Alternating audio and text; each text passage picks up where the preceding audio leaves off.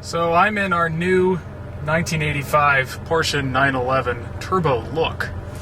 And this is the second time I've been in the car. I drove for the first time yesterday, and this car is a little before my time, at least driving time. There's a lot of really weird things that you're not used to in modern cars, as well as just a few weird things to this particular car. Let's see, the shifter doesn't really have a shift pattern on it. So when you get in, you sort of have to guess where reverse is, which is fun. It's down and to the right. Another thing with this shifter is it has an impossibly long throw to it, and I've been told that this is actually the short throw shifter. That's first up there, second's all the way here. But the thing with first is it's kind of difficult to engage. It either feels like you've gently pushed through a pillow or like you're breaking a finger. Sort of depends, which can be a little annoying in traffic. There is no power steering. Also, that's fun in traffic. What else do we have here? The parking brake is rather industrial. It's all the way down, nice knuckle punch to the center console here. And then these guys are the defrosters for the front, which somehow shunts air from the engine to the front, and it's sort of like a bomb bay. And this twisty thing does something that Michael Jordan explained to me, but I don't understand. That also has to do with the defroster. The radio here, that doesn't work. These wires sort of make it look like we stole the car. This is a fan speed, which again, that doesn't work. These are fun, but they don't really work. Oil pressure, which is translated here as Druck press. Speedometer, that doesn't work either.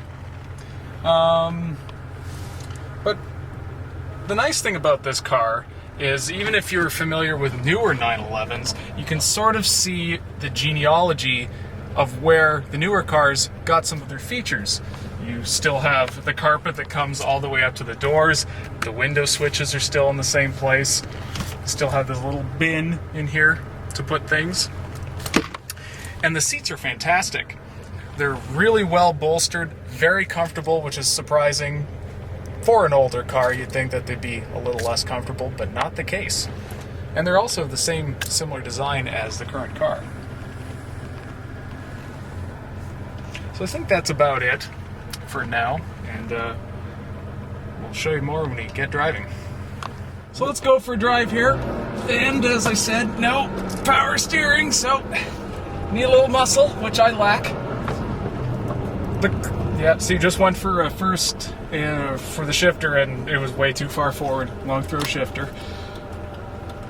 The clutch in this, like modern Porsche, is on the firm side, but despite that fact, it's actually very easy to modulate.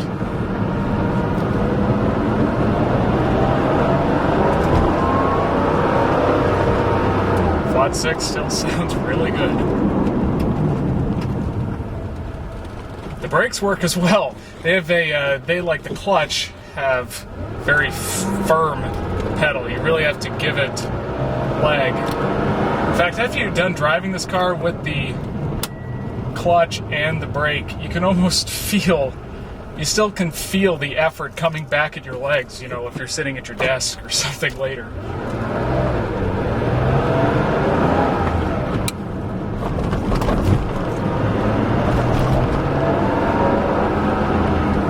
One thing I've noticed about our car is the steering a little looser to the right than it is to the left. Probably something we'll want to look into. Still going 5 miles per hour. Yeah. Speedometer doesn't work.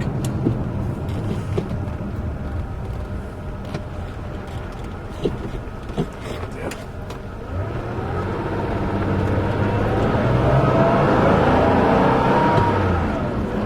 One thing I found about this car that I do like, I'm 6'3", this comes up a lot on videos and such, but I fit in this car. which, you know, speaks something to the fact that it was built by Germans who are sort of big and tall like me. But headroom could be a little better, but, you know, my legs are nicely supported. It's a height adjustable seat, which is kind of cool.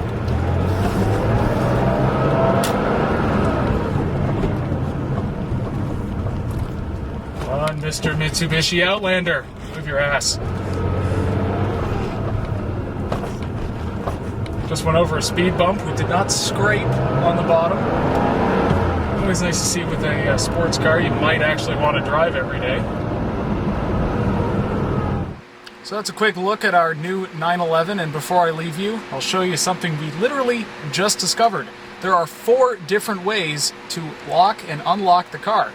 You have the key on the outside, you have pressing that button down, and then you have this knob here, which apparently you can't do when the door's open.